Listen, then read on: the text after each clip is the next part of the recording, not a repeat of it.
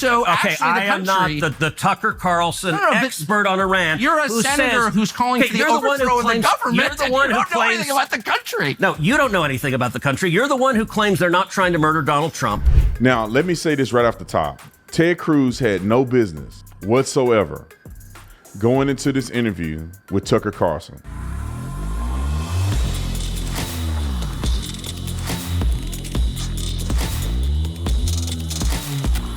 I have another opportunity for you guys who God has called to do this. It's not for everybody. It's only for those who feel it in their heart that God is calling you to do more, calling you to help people in need. And House of Refuge is one of the organizations that we work with right here in Phoenix, Arizona. They are changing lives. I physically went to this organization. I toured the facility. You can see me there. I met a bunch of people there.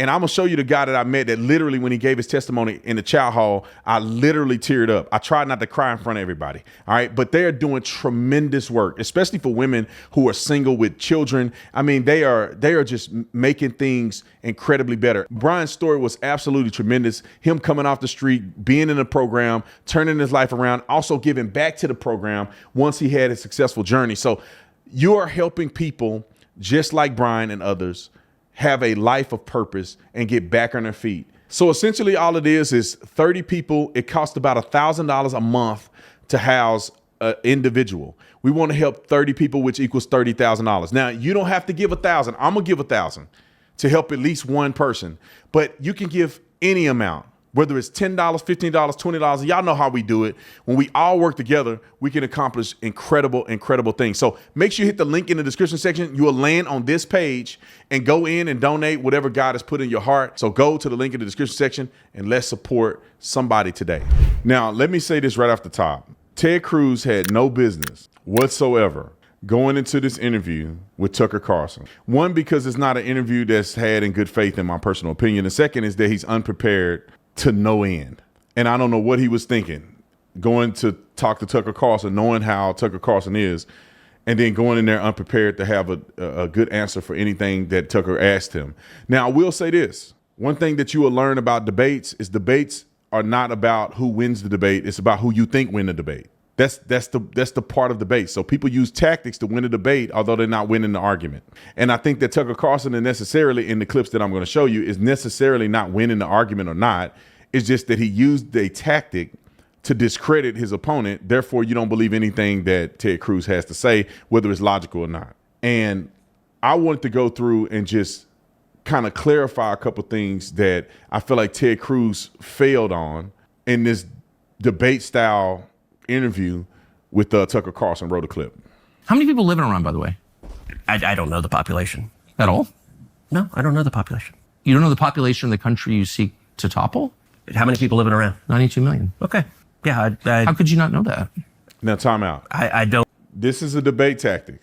How many people living in Iran is not that relevant. If the government is bad, the government is bad. That's about 15 people. That does not mean you need to know every single person or the population number in Iran to have an opinion about or want to eliminate them from getting a nuclear bomb, because the population aren't the ones who are trying to overthrow other governments or trying to kill Americans, kill Israelis, be disruptive in the region. That doesn't matter. But what happens tactically, if you want to discredit a person, you ask them obscure questions that you think that they haven't researched, and then you discredit their entire argument. Me and other black conservatives would go to these black liberals, and that's exactly what they would do. How many kids did Marcus Garvey have? And you're like, I have no idea. I haven't thought about Marcus Garvey one time in my life. Marcus Garvey wasn't even an American. He actually was pro KKK and a separatist. But a lot of people don't know who Marcus Garvey is. So somebody, because he's a prominent figure in the black community that people observe.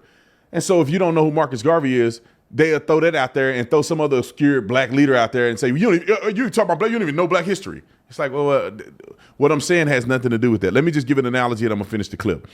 It's just like saying, we all know that Chicago has a problem with gang violence. We all know that Chicago, run by Brandon Johnson, is becoming a mess.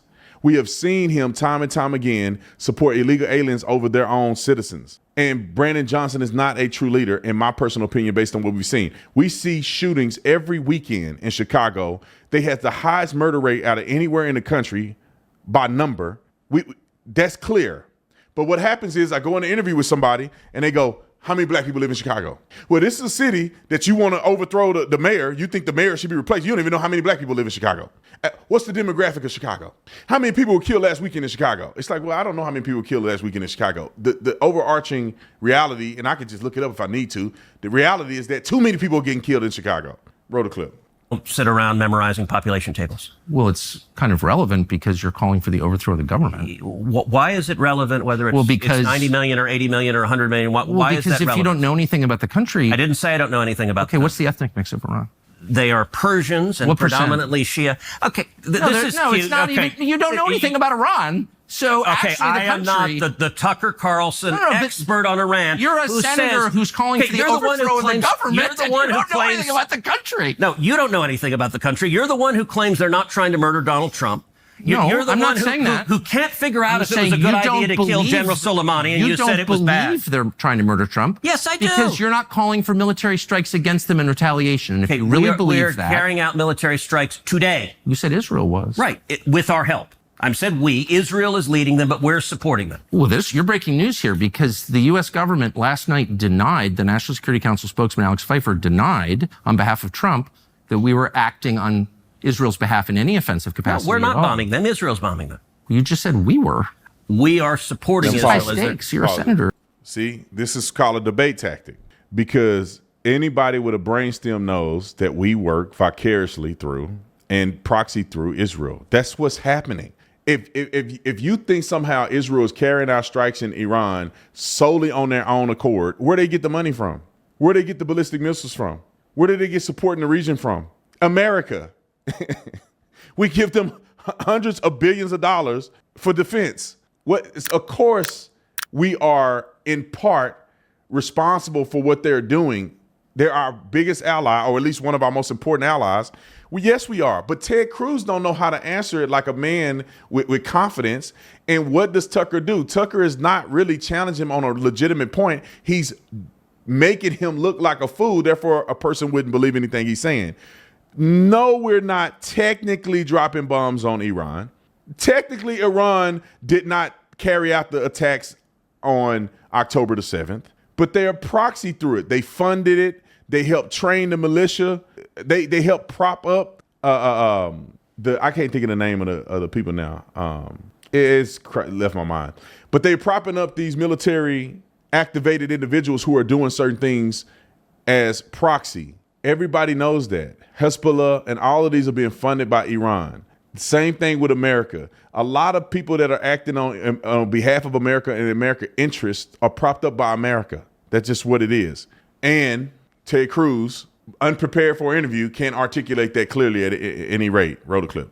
If you're saying the United States government is at war with Iran right now, people are listening. Hey. It was a little bit more to that. They go on and you see where that's going. We're not at war with Iran, but clearly Donald Trump has postured up and we've given them American assets. So we technically not at war with Iran. And I don't think it's necessarily a war to be spoken of. We control the airspace. You know, we're supporting Israel in all of this. We just have not put our troops boots on the ground, which I think we shouldn't, because I think Israel has this covered with our support, clearly. All right, let's go to the next clip. And because it just gets worse, roll the clip.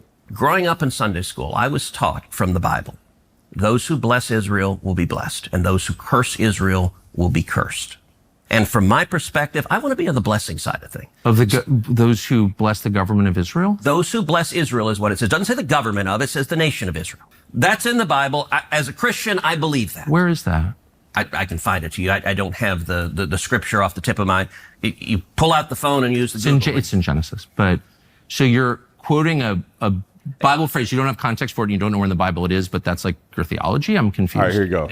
If you guys can see, this is, like I said, it's a tactic. Now, is what Ted Cruz saying wrong? No, because it is in the Bible. And clearly, Tucker knows it's in the Bible because he knows it's in Genesis. So, it's in the Bible. but a debate tactic will make you look bad, so therefore it discredit anything you say. Clearly it's in the Bible. Clearly Ted Cruz knows it's in the Bible, and clearly Tucker Carlson knows it's in the Bible. Exactly what he said, quote, wrote a clip. What does that even mean? Tucker. I'm a Christian. I want to know what you're talking about. Okay. Where does my support for Israel come from? Number one, because biblically we're commanded to support Israel. But number two, Hold on. I'm not holding on. Hold on. You're a senator, and now you're throwing out theology, and I am a Christian, and I am allowed to weigh in on this. We are commanded as Christians to support the government of Israel? We are commanded to support Israel. And what does that mean, Israel? We're told those who bless Israel will be blessed. But what, hold on, define Israel. This is important. Are you kidding? This is a majority Christian country. Define Israel? Do you not know what Israel is? That would be the country you've asked like 49 questions about. So that's what Genesis, that's what God is talking about. The nation of Israel, yes. And so is that the current borders, the current leadership? He's talking about the political entity called Israel? Time out. Tucker Carlson knows the answers to all of these questions. This is just to make Ted Cruz look bad.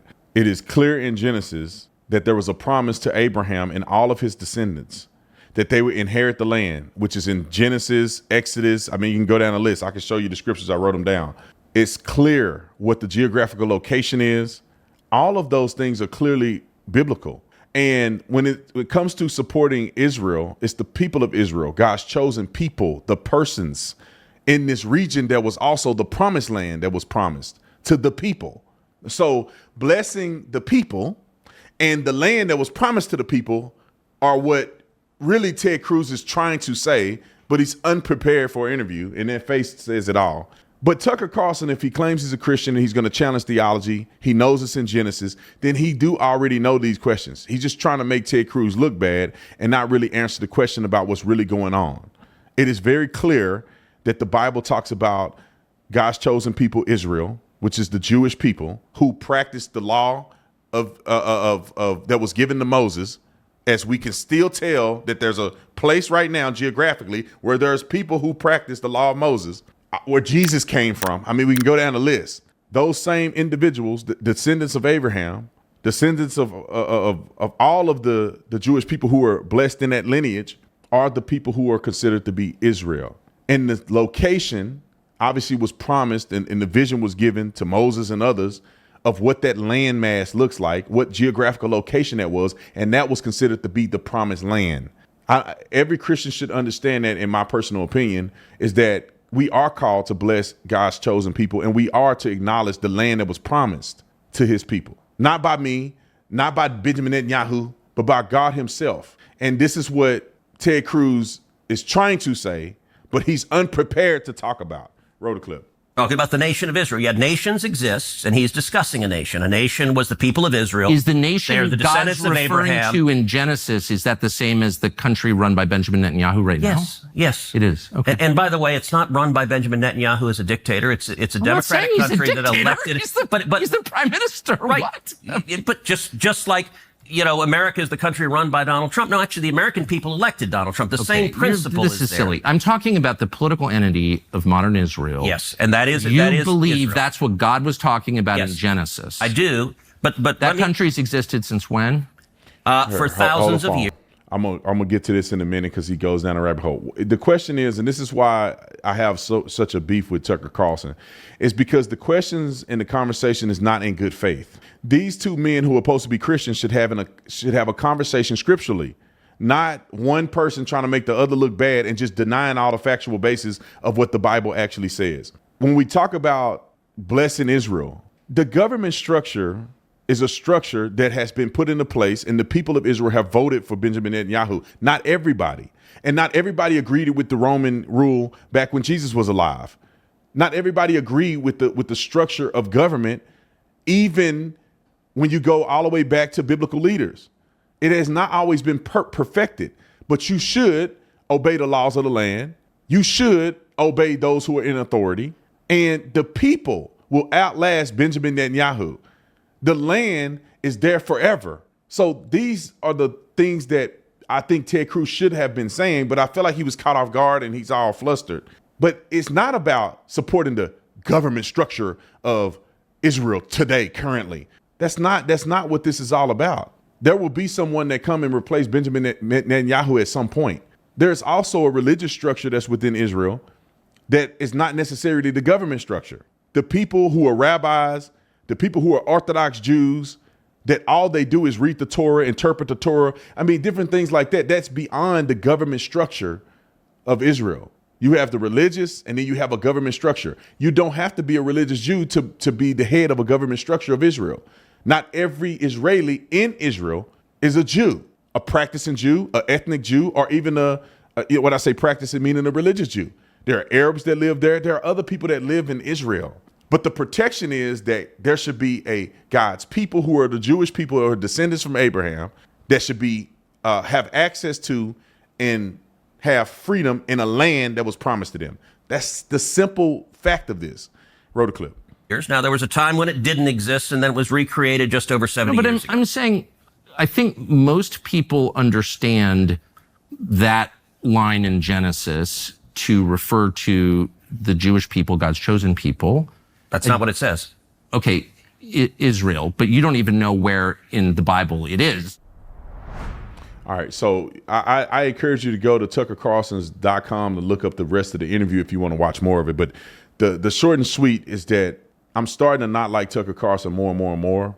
I think that obviously he whooped Ted Cruz's head in this interview, but I think if he actually interviewed somebody with a level of intellect and that came prepared, I think that'd have probably been a better discussion if it was had in good faith. I do not think Tucker is trying to have a conversation in good faith. I think his whole motive is to embarrass the person that he's talking to so you don't believe anything they say because everything has to be wrong with Israel. Do you think that it's just interesting because what you're now describing in a very defensive way, I will say, is foreign influence over our politics? No. And you began, and it's so transparently obvious to everybody. I don't know why you would be embarrassed of it. You've said that you are sincerely for Israel. I believe you. I don't think you have some weird agenda. You seem to be sincere. By the way, Tucker, it's a very weird thing. The obsession with Israel, when we're talking about foreign countries, it's hardly an obsession. You're not talking about Chinese, you're not talking about Japanese, you're not talking about the Brits, you're not talking about the French. The question, what about the Jews? What about the Jews? Oh, I'm an anti-Semite now. Senator, you're asking the questions, Tucker. You're asking, why are the Jews controlling our foreign policy? Senator, that's what you just asked. Hardly saying that. And I have That is exactly what you just said. Well, actually, I can speak for myself and tell you what I am saying. Good. On behalf not simply of myself, but on my many Jewish friends who would have the same questions, which is to what extent, and it's interesting you're trying to derail my questions by calling me an anti-Semite, which you are. I did not. Of course you are. And rather than be honorable enough to say it right to my face, you are in a sleazy feline way implying it or just asking questions about the Jews. I'm not asking questions about the Jews. There's nothing to do with Jews or Judaism. It has to do with the foreign government. Isn't Israel controlling our foreign policy? That's not about the Jews. You said, I'm asking you. And by the way, you're the one that just called me, I think, a sleazy feline. So let's be clear. It's sleazy to imply that I'm an anti-Semite, which you just did. No, I just said, why is that the only question you're asking? You answer it. Give me another reason. If you're not an anti-Semite, give me another reason why the obsession is Israel. I am in no sense obsessed with Israel. We are on the brink of war with Iran. And so these are valid questions. But you're not asking about Iran or the Ayatollah. If I can finish, you asked me why I'm obsessed with Israel. Yep. 3 minutes after telling me that when you first ran for Congress, you elucidated one of your main goals, which is to defend Israel. Yes. And I'm the one who's obsessed with Israel. I don't see a lawmaker's job as defending the interests of a foreign government, period. Okay. Any government, including the ones that my ancestors come from. So that's my position. That does not make me an anti-Semite. And shame on you for suggesting otherwise. And I mean that. And that's low, and you know it's low. So why don't you just answer my questions in a straightforward, rational way? You certainly have the IQ to do it. So shame on you is cute, by the way, Tucker. It is. It's not cute. I'm offended. I'm obsessed with the Jews. You just told me you just called me a sleazy feline. It is sleazy to imply that I'm an anti-Semite for asking questions about how my government is run. You want to count how many questions you asked about? What about the Jews? What about Israel? What about AIPAC? I never asked about the Jews. This has nothing to do with the Jews, whatever that means. This has to do with a foreign government. And once again, shame on you for conflating the two. No one believes that Israel is perfect, that I know of. If you find somebody, let me know that person's an idiot. Israelis challenge Benjamin Netanyahu. I don't know of any Israeli that's walking around being like, Benjamin Netanyahu is perfect. We love everything he do. We want him to reign forever.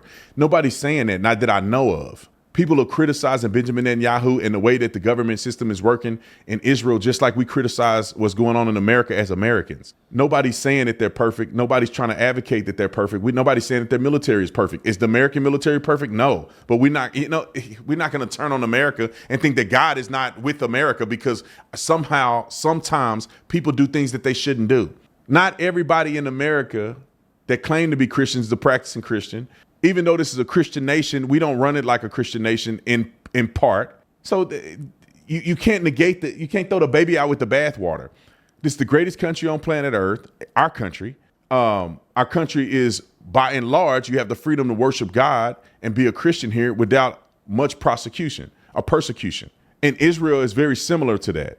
It's a place where Jews can openly practice Judaism unobstructed with a safe place to do it, without getting killed, generally speaking, because of their belief systems. And I think that people should just acknowledge that. If you think that the government system is not running properly, then elect someone else instead of acting like the whole country should be disbanded and everybody should be kicked out of the country because these are illegitimate people. That's not the case, and it never has been. And I hope that people who are Christian to read the Bible. I'm going to give you a couple scriptures if you want to take them. You could just rewind this if you want to.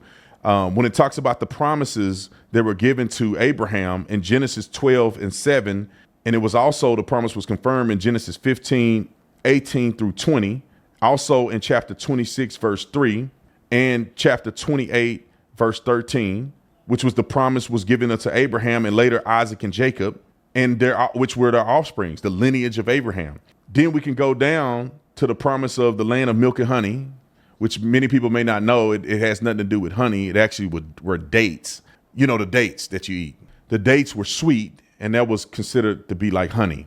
So the land of milk and the dates that are there. And that's why dates are prominent in Israel right now. They make most of the dates that you have around the world. The tastiest dates that you have is in Israel. And I went to the date farms and saw them, and they're the most massive things that I've ever seen in my life. In the middle of a desert, you have date palms, and it was pretty impressive to see. Anyway.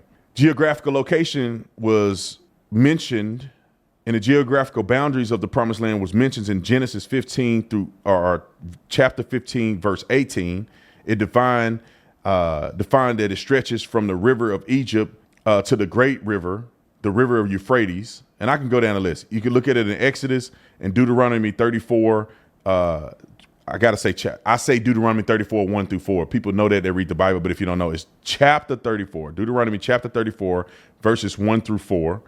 Moses' vision and what he saw from Gilead and Dan, north, west to the Mediterranean, south to the Dead Sea. I mean, you go through, you can read it for yourself.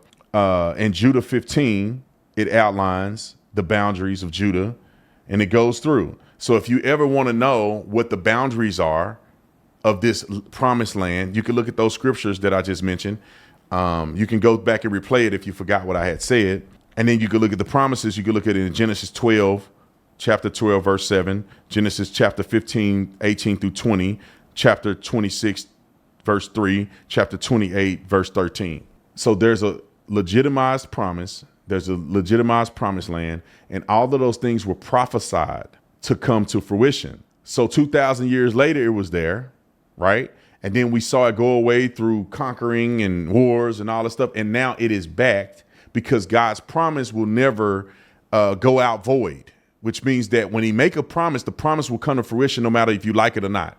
And the reason that Jews are inhabiting that land as we speak today, no matter who's the government, no matter anything that's going on, is because the promise was made a long time ago, and the promise is going to be fulfilled no matter what. And one of those reasons that Christians are supportive of that is because we all believe in the same Bible. And some people, obviously some Jews, I would say most Jews, don't believe Jesus is who he said he was, because the Christians don't even know who Jesus said he was. If you ask me, most Christians. But I'll get to that at another time.